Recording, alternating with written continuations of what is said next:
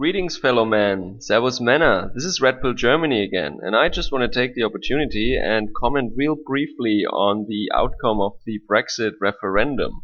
So I came home from the gym yesterday night, and I quickly looked at the online news, and I saw 48% for leave and 52% for stay. So I thought, that's not going to happen, right? Politicians in Great Britain had already admitted that Brexit would not happen, and yeah, we lost. And then at 5:30 in the morning, I wake up, I want to get ready for work. I look on my smartphone, and what do I see? It was just inverted. Now it was 52% for leave and 48% for stay, and I thought, damn.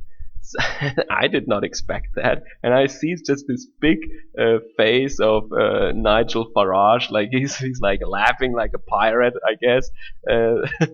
So I was jumping out of bed this morning, thinking, "Wow, I did not expect that."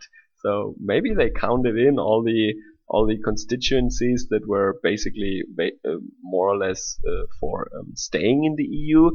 Maybe if some of my UK subscribers or viewers can actually tell me what is going on with Scotland, why Scotland overall voted for staying in the EU. What is the fundamental difference there between the different territories or the different parts of the UK? I know that maybe people in Scotland want to have another referendum now on actually staying in the UK. Maybe they want to leave the UK and then join the EU as Scotland. Then who knows? So of course there were a lot of opinions that the media collected, and a lot of people they were asking on the street. A lot of voices and opinions have been heard, and some people in the news also say that Britain voted irrationally and based on fear, but I don't really think so, because you assess the situation, and what do you see? You see that you're forced to bail out states in the south that burn your flags and mock you. Well, that's in the case of Germany, but nevertheless you have to bail them out, and you have to pay every year for their inefficient government style, right? For the corruption that's going on in the southern countries. And the other thing that is the EU started this big resettlement project of Northern African, Middle Eastern, and even Asian people. And maybe the British people weren't really afraid. They just said, whoa, man, we don't really want that. We don't want more people who don't speak our language and don't share our values in our country. How about that? Maybe they made a really rational decision about that.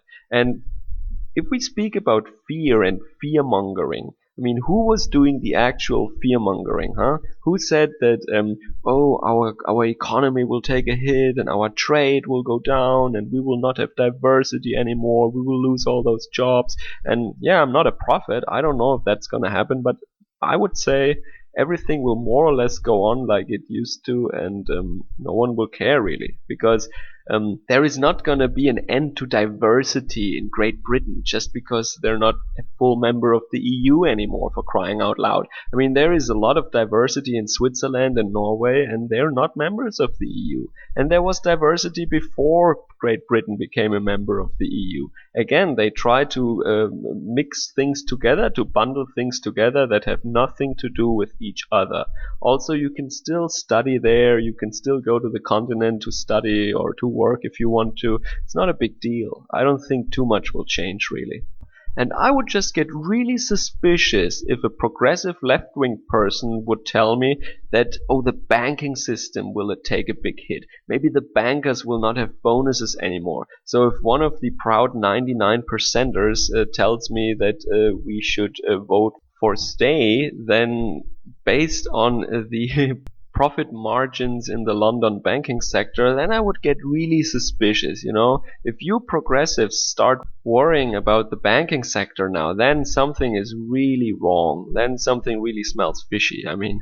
So to sum it up, I really congratulate wholeheartedly the British people. I think they made the right decision. And what I ask now of my leaders in Germany and the other European leaders, the other leaders of the membership states, that they will not try to take revenge or something for the fact that Great Britain is going its own way as a country, but accepts that democratic referendum, and that they will treat them as equals, as friends, and as partners, like we treat other countries too.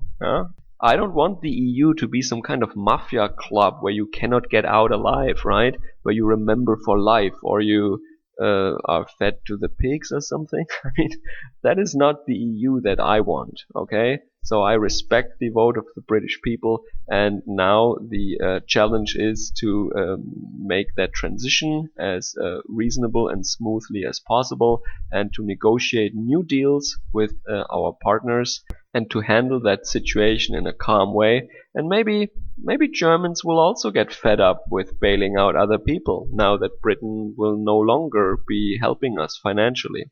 So that's it for the moment. Let me know what you think about that.